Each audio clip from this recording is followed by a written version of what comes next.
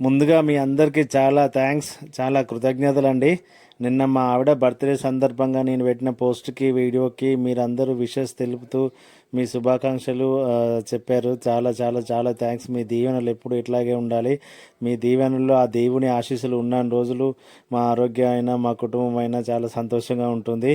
నేను ఎప్పటికీ మర్చిపోలేను మీ ఆదరణ. ఇక మొత్తానికి నిన్న ఏదోలాగా చిన్నగా కేక్ కట్ చేయించాను. ఇక సెలబ్రేషన్స్ అంటే ఒక హ్యాపీనెస్ని మనం గుర్తు చేసుకోవడం కాబట్టి, సో అది ఏ కల్చర్ అనేది పక్కన పెడితే ఆ మధుర క్షణాలని మనం ఎంజాయ్ చేయాలి అని, అంటే గుర్తు చేసుకునే విధంగా ఉండాలని చేసుకుంటాం కదా. సో ఏదో అట్లాగా చేసుకున్నాము. మొత్తానికైతే మా ఆవిడ హ్యాపీ. ఇక అనుకోకుండా ఒక చిన్న గిఫ్ట్ కూడా ఇచ్చాను, అది మీకు నెక్స్ట్ వీడియోలో చూపిస్తాను. మన వీడియోలో ఇప్పటి వరకు చూస్తే ఎవరైనా సబ్స్క్రైబ్ చేసుకున్న వాళ్ళు ఉంటే ప్లీజ్ సబ్స్క్రైబ్ చేసుకోండి. వీడియో నచ్చితే లైక్ చేయండి. ఇంట్లో చిన్న ఏ బర్త్డే అయినా ఏ సెలబ్రేషన్ అయినా ముందుండేది మా అల్లుళ్ళు, మా అక్క కొడుకులు.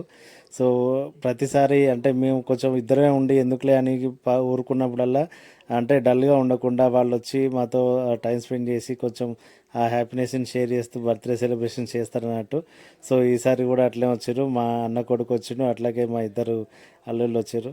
సో ఎప్పుడు నాకు బాధ వచ్చినా కష్టం వచ్చినా హ్యాపీనెస్లో అయినా ఎప్పుడు తోడుంటారు. చాలా థ్యాంక్స్ అందరు.